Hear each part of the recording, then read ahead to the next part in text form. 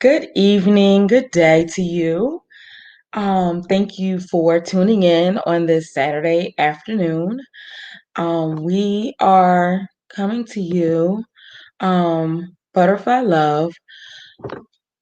My name, if you aren't familiar with who I am and you may have landed on this page and is showing in your news feed, is that I am Mary May. I am a relationship therapist that looks at relationships from a systemic and a holistic perspective, but looking at how it is that we can identify and resolve different concerns. And there is a workshop coming up next week, Tuesday, Wednesday, and Thursday, October 27th to the 29th. And it's entitled Recognizing Toxic Behaviors in Relationships. Now, the purpose of this live right now is to give you the opportunity, if you have clicked on the event, aware of the event, have traveled to my page and wanted to just know more information about exactly what is she going to deal with in this, and is it for me? Like, does it apply to me? So this workshop is designed for people who have experienced violence in their relationships or want to prevent, experiencing violence in their relationships, and that you are interested in learning some of the things that would help you prevent like living this type of lifestyle. The other thing is that if you are an advocate that works with individuals around their relationships, so advocate therapists, that goes interchangeably, because how you touch that individual's life can vary on a lot of different things. And also, if you're a young adult, college age, 18 plus, this conversation would be for you too, because you may not have been given a script in regards to like what things to be mindful of. And so in light of that, I am going through a couple of scenarios, and I wanted to just basically give you an idea of what to expect. Now, if we were in person and this workshop was happening, I probably would have all types of bells and whistles and hands-on activities and so forth like that. So, but what I did do is I created a workbook. Yes, I created a workbook that is available for you, and it will come with your registration, and you would get it and be able to work along and take notes as you become and have your aha moments. And so I broke the workshop up into 3 days. And the reason I did that was because I felt like, depending on how you touch toxic relationships, be it from a violent situation, be it from your family of origin, be it from the workplace, whatever, that it might be a lot to kind of digest, especially in this virtual world, all in one seating. The other part is I'm really coming at this a little uniquely than a lot of other facilitators in this conversation, in that I'm coming in for prevention. And some people are like really, really knee deep, sometimes neck deep in these situations. And in these situations, we need to make sure that we truly understand what toxic energy, what toxic statements, what toxic gestures, what toxic things have we been exposed to, that we end up owning and becoming a part of our everyday life, and even in our everyday relationships, that we end up blurring the lines in regards to what we see as normal and what we see as acceptable. Um, and because the word toxic has become a generic word, we have to really be mindful of where is it that is coming from, or what is the perspective of the person speaking and their intentionality for monitoring and dealing with a variety of different issues. So, a lot of people don't want to be aware or acknowledge that teen dating violence is very, very high. And it comes from pre-dating behaviors that they never even talk about. And then when they're in it, it's like, oh my God, I didn't think that this person was going to do this with me. Workplace, it can be a very toxic environment if you have a leader or a manager who is always micromanaging you to a degree where you just need a break. Like, you just, everything they do is like really coming at you, and you're like, okay, really, like, can I breathe? So we're going to talk about that in more detail than what I just said just now. And then like the bullying behavior, leadership, how your boss or how a company can really have a toxic statement, as far as in their mission statement on what they do. And you may not, you'll be able to pick up on some of the cue words after attending the workshop, because we all know everybody has had a relationship to something, relationship to people, relationship to your children, your spouse, relationship to your parents. But then also you have relationships to the things that you are committed to. So that could be exercise, that could be food and nutrition. It could be so many different things. So you have to be uh mindful of how certain things can sideswipe you, and kind of rope you in over time. And as it ropes you in over time, like draws you into being closer to the individual, how control is released from you and given to someone else. And so a positive commitment or a positive relationship would require work. And how it requires work is somebody who's supportive, somebody who provides encouragement, and somebody who you're able to keep strong and positive communications with. So if those things resonate with you, you may not realize how it could be a game changer when those things don't exist. And society changes our viewpoints or pushes us to kind of acknowledge toxic behaviors only happening in certain disciplines. Like if they say, oh, well, this person is narcissistic, or this person is controlling, or this person has depression, we're going to peel all of that back, because those are destinations of an experience and an illness or mental health that people live with. However, it's not the destination that gives them the pass to that these type of behaviors are okay. But if you're in a relationship and you're having pointless arguments, and you avoid being in the same space with your partner who was once loving and once nurturing, once committed, and once, encouraging at some point, and now you're trying to not be in the same room with them under any circumstance, that's a toxic relationship. If you didn't know, nobody ever told you, that's a toxic relationship. So I broke the workshop into 3 days. I mentioned that. The 3 days is, the first day is talking about how do we love ourselves and recognizing pre-toxic behaviors. Um, and we'll talk about possibly the family of origin, contribution to why you may not recognize it, or you think that these toxic behaviors are actually love and nurturing behaviors until like the light switch changes. But then also just, things that you may contribute to working with someone around. The second day is around pre-dating behaviors. So when you're in that dating stage with people and you're looking at how it is that their behaviors and that light switch has actually changed, and they're no longer complimentary, and you feel like you're walking on eggshells, and you're not quite sure why you're walking on eggshells or what you're actually experiencing.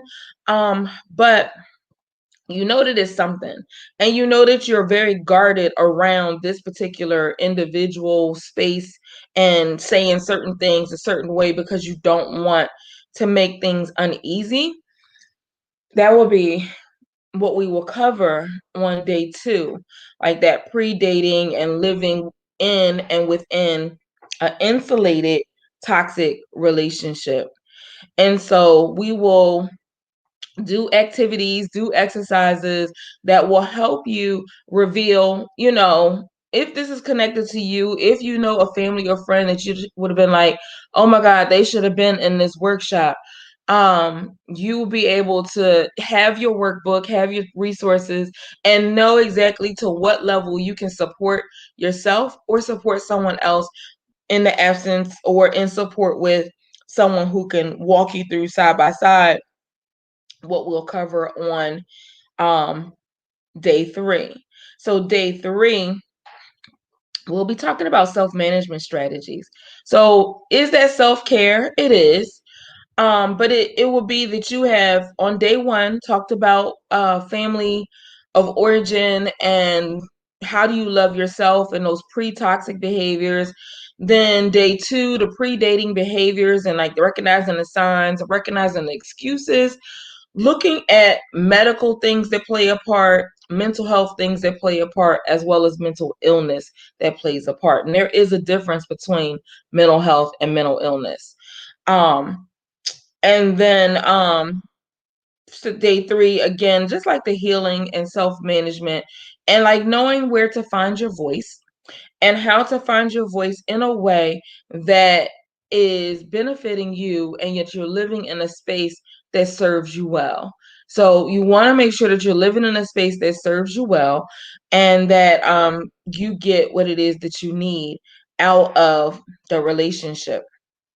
So those are the 3 things. And if you choose to exit the relationship, we'll talk briefly about that as well. So again, it's 3 days, Tuesday, Wednesday, and Thursday. It's 90 minutes.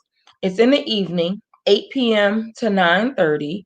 And I'm looking forward to helping you peel back your layers of onion of your relationships. Like when I say layers of the onion, like get into the core. Like, why did this person encourage me at a certain point and then all of a sudden they didn't want to encourage me or do anything supportive, moving forward? So you will have full opportunity to engage, ask questions, figure out, just different stuff, because if you're asking questions in the midst of what it is that we're doing, then that means that the light bulb is coming on and you're like, not necessarily that is you, but you may be trying to help someone else. So let's talk about the confidentiality of the space. So in the confidentiality of the space, the workshop, because I know that I may have some survivors of violence and people who are currently in a situation, that we are utilizing a platform of Zoom. And you will, most of the time people will want to see your face. And I do. I want to see your face. I want to see your smile and all of that.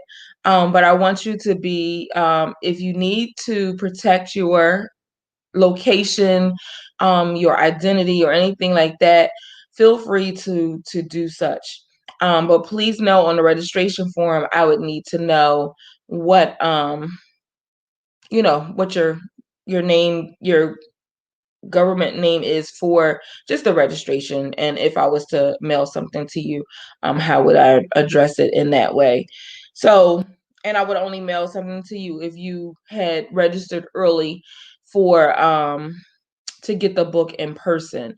So that will be the reason for that. But it's still in registration. If you could please use your authentic name, that would be great. So again, this process, and this setting up this for Saturday evening, was to give the opportunity to anybody who was interested awareness of the workshop, um, information about exactly like what it is that we're doing and to what aspect that we're reaching in and touching toxic behaviors, but then also, to give you the opportunity to meet with the facilitator and meet with a clinician that's providing and pouring into you and ready to pour into you for the workshop. So if there are any comments or questions that you may have, I would encourage you to drop them in the comments and be able to share them at this time. As you know, that's the purpose, is to be available to you.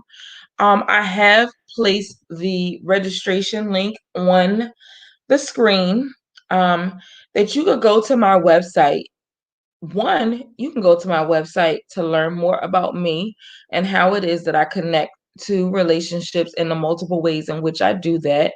But then you can also go to the events page and find the registration form and payment and everything available through butterflylovellc.com.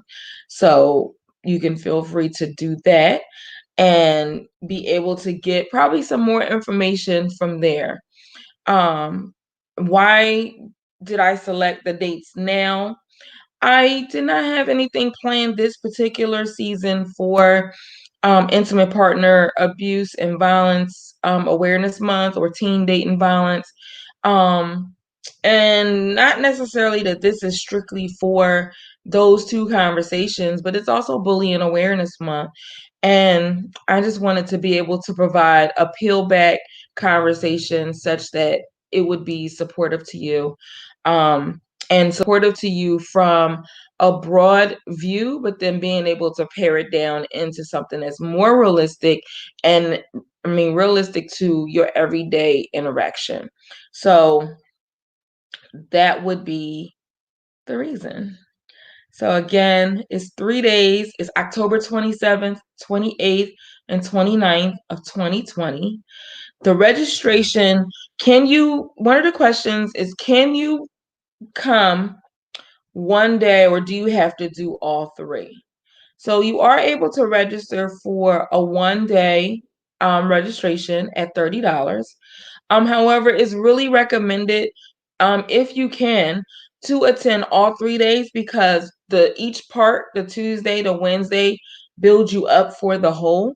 And so if you come on the Thursday day, but you didn't come Tuesday and Wednesday, some things that are reviewed, you may be a little bit lost, but you may be able to catch up. So that's up to you.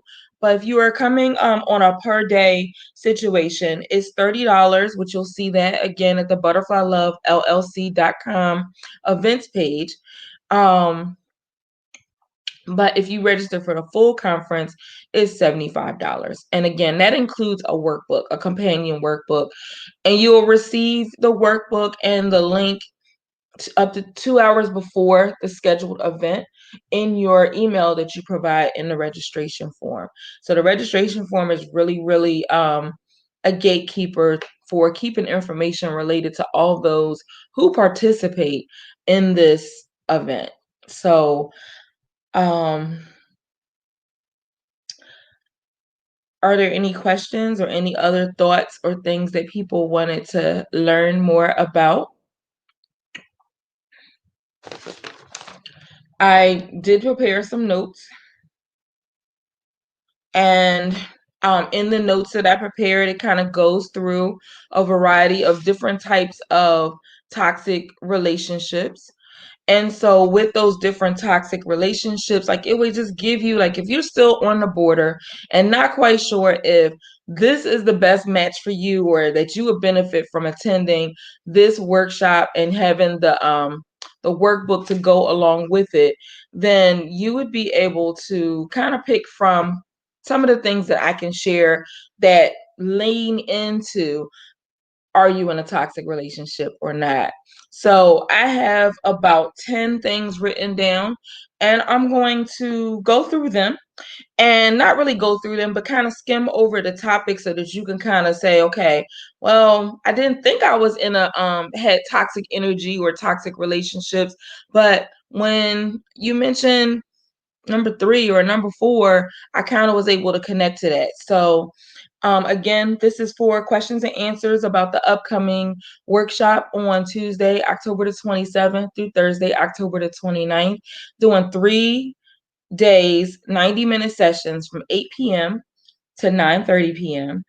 And the 3 days is: one, how do we love ourselves, recognizing pre-toxic behaviors; two, pre-dating behaviors that we engage in, or how we meet somebody, words and cues that we may recognize or not recognize as pre-dating toxic behaviors; and then three, the self-management and healing. And if in fact you feel like you need to exit the relationship, what is the safe and best emotional way to do that?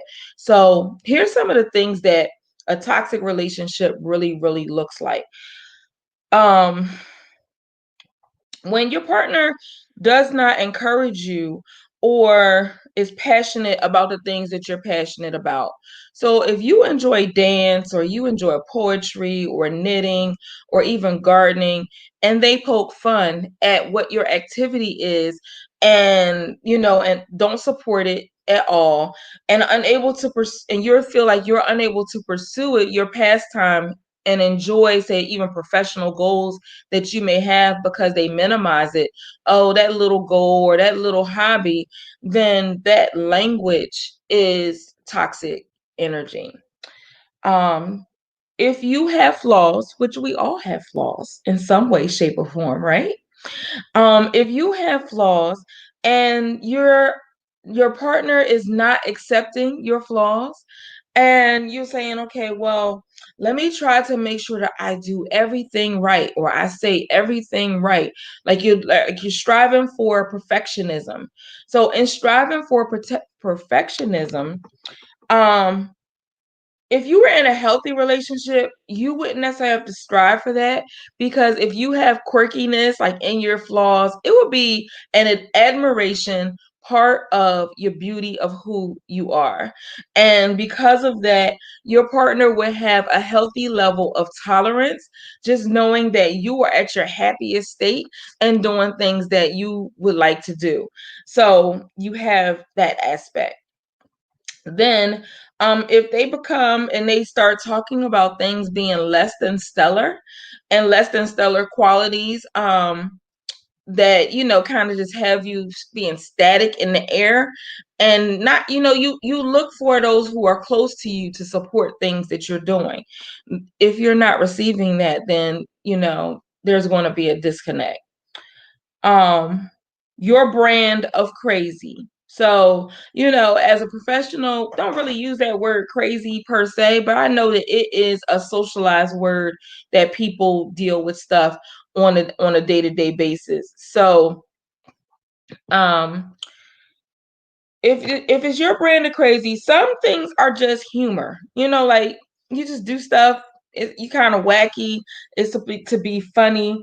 However, if you rather laugh, if the person laughs and they roll their eyes and they seem bothered by the things that you're doing, then you might want to reassess or rethink how it is that you allow their influence of their energy before you're going to go do a performance. Like, you might have to have it where a couple hours before your performance, you shut all communication down, where you can't see what that person, or you can't have any communication with them, because that they are consistently going to say or do the not so desired thing.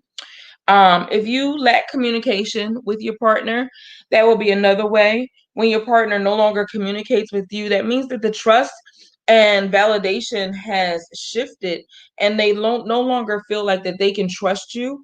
And because the resentment is present, it makes it where it's very difficult and challenging.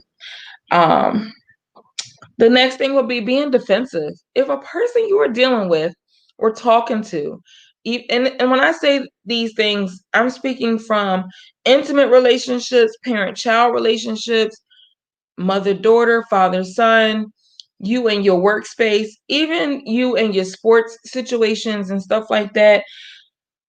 If you experience any of these things, it can really have residue and impact and influence your life on a day-to-day basis. So if your partner is defensive all the time, like, no matter what you say, no matter how you package it, it always has a negative situation, connected to it, then and you're always anticipating the argument, like it's time that you might want to consider changing the course of your interaction with this individual, because it's a no-win situation for you. Um, they become, they're hung up on their ex. They've been dating you. You know about the ex, but you know a little bit too much about the ex. And when I say hung up on the ex, like they're comparing you in the today relationship to the ex of the previous relationship, as if they're trying to get you to conform to that next situation, like conform, and the things that they loved about that relationship, they want to love about this relationship with you. Well, a person can't have a foot in the current relationship and a foot in the past relationship at the same time. And they usually would be scolding you and giving you a reprimand around all the things you're not doing right, or if you were, whoever, then you would have this thing together. No, that's not always the case. So acknowledging your friends and your family, like it's great to have your relationship together. It's great to have your relationship of things that you do separately. But if you find that every time you plan with certain friends or friends in general, that your plans get interrupted or sabotaged or changed because your partner maybe was supposed to watch the children or was supposed to bring your car back by a certain time or something like that, and they knew about what was happening, then that's a red flag. That's a red flag that your plans are being interrupted or sabotaged every single time that you're trying to go out. Like they're trying to just really have you focus on them and feel intimidated and or threatened by the presence of the person. So, risky behavior.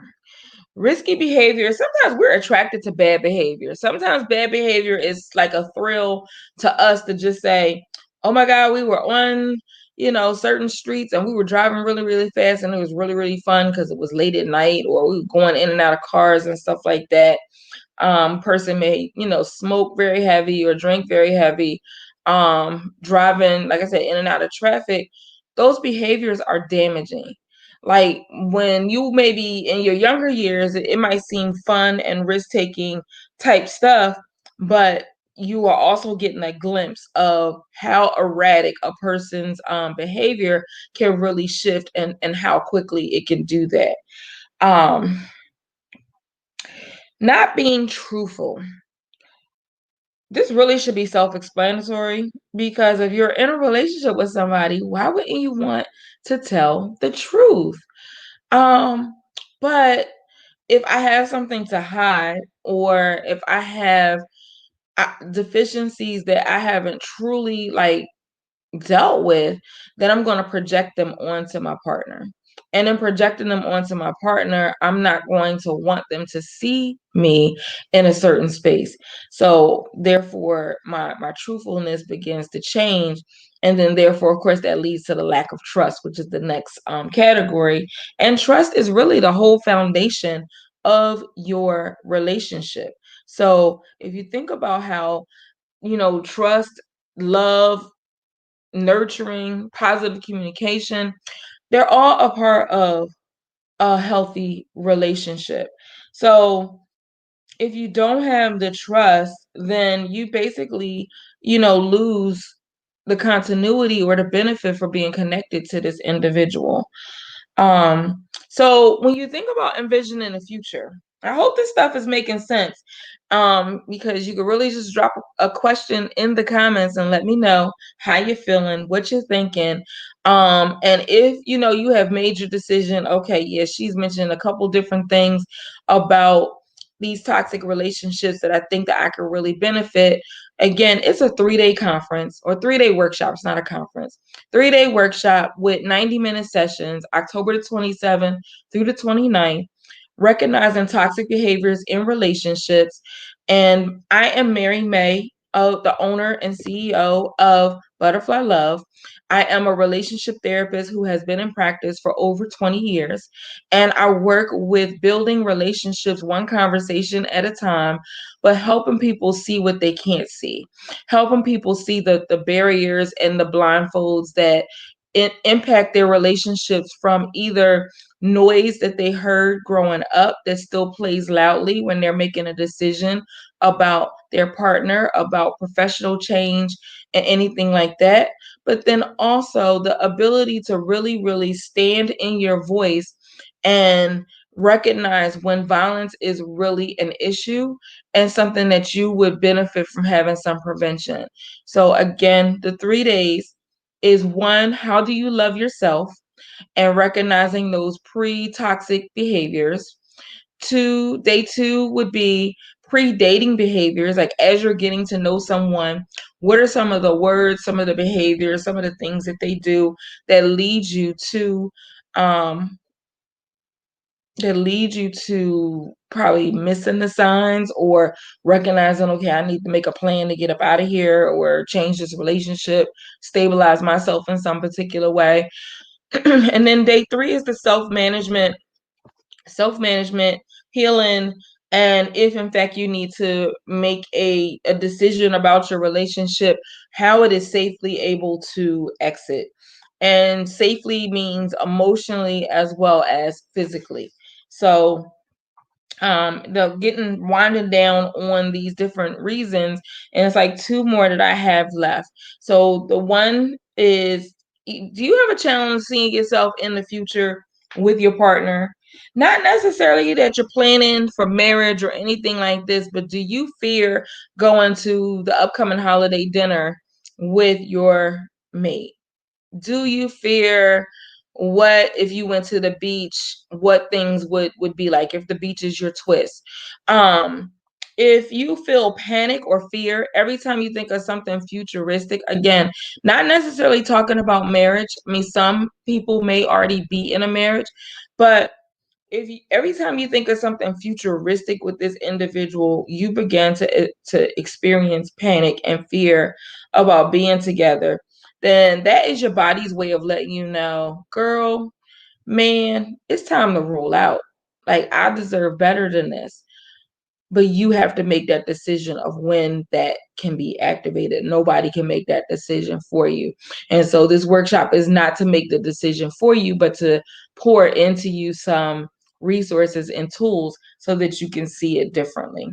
And last but not least is flirting can go a little bit too far. And so you could be like, well, my personality, people draw to me. I enjoy people. I don't have any bad intentions. But every time this happens, whereas that's what drew you and your partner together, that's also if they have insecurities in any of these other ways, that they will, begin to question why you're flirting. They'll assume that cheating is on the horizon and that is the target person because they remember how you drew them in, and you may be just naturally just being you and not even thinking of whomever in that particular way, but because they remember that it drew them in and whatever else is going on in your relationship, they become affected and impacted in some particular way.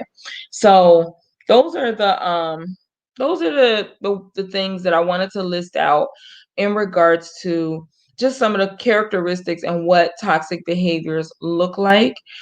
Um, was hoping to address your questions. So if you catch this on the replay, feel free to put it in the comments, send me a direct message, and we can go from there. My website is butterflylovellc.com. You can review, see all the things and scope of work that I have done over the 2 decades. But if you're interested in this event, you go to the event page and select recognizing toxic behaviors in relationships. And hopefully, I look forward to seeing you on Tuesday for the 3-day workshop event. Take care, and I look forward to talking with you soon. Take care.